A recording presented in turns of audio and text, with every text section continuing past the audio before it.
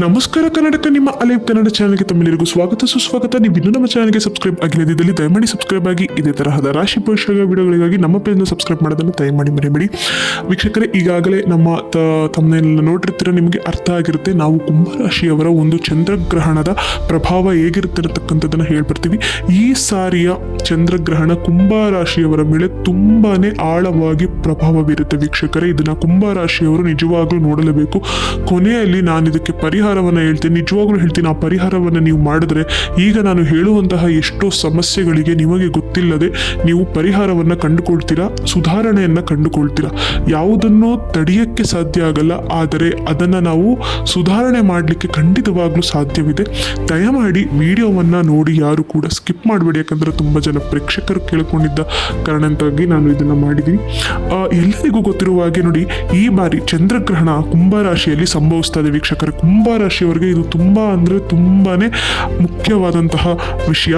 ನೋಡಿ, ಚಂದ್ರ ಬಂದು ಪೂರ್ವ ಭಾದ್ರದ ನಕ್ಷತ್ರದಲ್ಲಿ ಬರ್ತಾರೆ, ಆಯ್ತಾ. ಈ ಪೂರ್ವ ಭಾದ್ರವನ ನಕ್ಷತ್ರವನ್ನ ಆಳುವುದು ಯಾರು? ಬೃಹಸ್ಪತಿ ಬಂದು ಗುರು.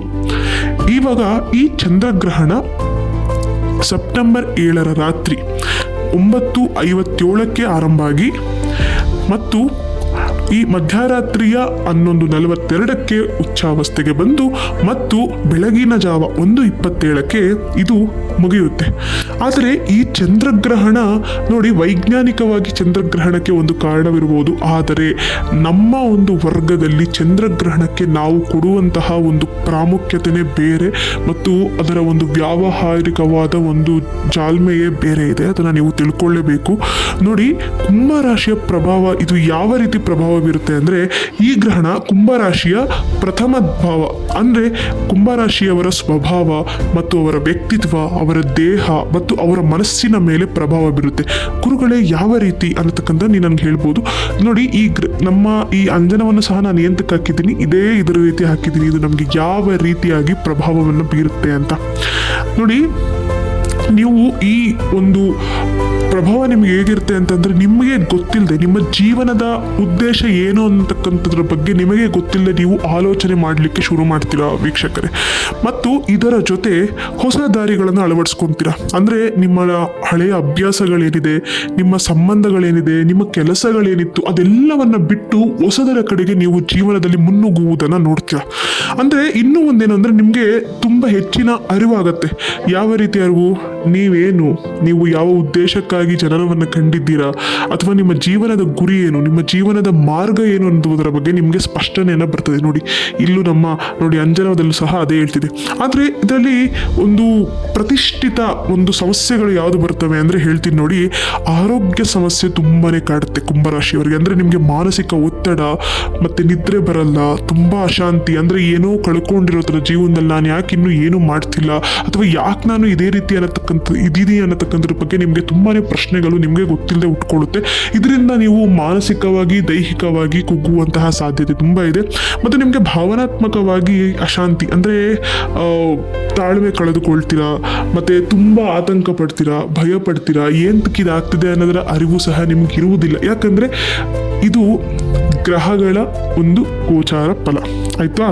ಇನ್ನೊಂದೇನೆಂದರೆ, ನಿಮ್ಮ ಕೌಟುಂಬಿಕ ಮತ್ತು ಕೆಲಸದ ಒತ್ತಡ ನಿಮಗೆ ಜಾಸ್ತಿ ಆಗುತ್ತೆ. ನೋಡಿ, ಇಲ್ಲೊಂದು ರೇಖೆಯನ್ನು ಬಿಟ್ಟೋಗಿದೆ. ಇದು ನಮ್ಗೆ ಏನು ಸೂಚಿಸುತ್ತೆ ಅಂತಂದರೆ, ನಿಮ್ಮ ಮನೆಯವರು ಅಥವಾ ನಿಮ್ಮ ಕೆಲಸದ ಜವಾಬ್ದಾರಿಗಳ ನಡುವೆ ನಿಮಗೆಲ್ಲೋ ಸಮತೋಲನ, ಅಂದರೆ ನಿಮಗೆ ನಾವು ಬ್ಯಾಲೆನ್ಸಿಂಗ್ ಅಂತ ಏನು ಹೇಳ್ತೀವಲ್ಲ, ಅದು ನಿಮಗೆಲ್ಲೋ ಕಳ್ಕೊತೀರ.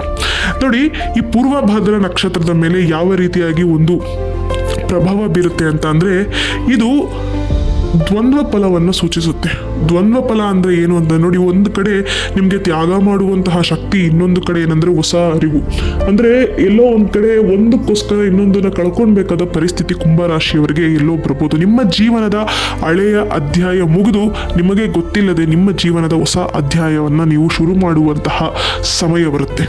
ಇನ್ನೂ ಒಂದೇನೆಂದರೆ, ತುಂಬ ಜನ ಕೇಳ್ತಿದ್ರಿ ವ್ಯಾವಹಾರಿಕವಾಗಿ ಹೆಂಗಿರ್ತೀವಿ ಗುರುಗಳೇ ನಾವು ಅಂತ. ವ್ಯಾವಹಾರಿಕವಾಗಿ ಹೇಗೆ ಅಂತ ಅಂದರೆ, ನಿಮ್ಮ ಕೈಯಲ್ಲಿ 40ರಷ್ಟು ಹಣವಿದ್ದರೆ ನೀವು ಅದಕ್ಕೆ 80ರಷ್ಟು ಖರ್ಚನ್ನು ಇಟ್ಕೊಂಡಿರ್ತೀರ.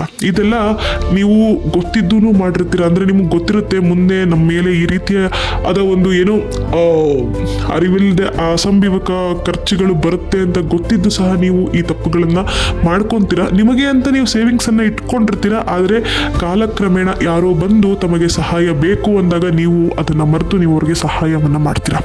ಇವಾಗ ನಾನು ಪರಿಹಾರವನ್ನು ಹೇಳ್ತೀನಿ ನೋಡಿ. ಆದರೂ ಈ ವಂಚನ ಒಟ್ಟಾರೆ ಏನನ್ನ ಸೂಚಿಸುತ್ತೆ ಅಂತಂದರೆ, ಕುಂಭರಾಶಿಯವರಿಗೆ ಈ ಸಾರಿ ಚಂದ್ರಗ್ರಹಣ ತುಂಬಾನೇ ಶಕ್ತಿಶಾಲಿಯಾಗಿ ಪ್ರಾಭಾವಿಕವಾಗಿ ಅದರ ಒಂದು ಸಂಕೀರ್ಣವನ್ನು ತೋರಿದೆ ಅಂತ ನಾನು ಹೇಳಲಿಕ್ಕೆ ಇಷ್ಟಪಡ್ತೀನಿ.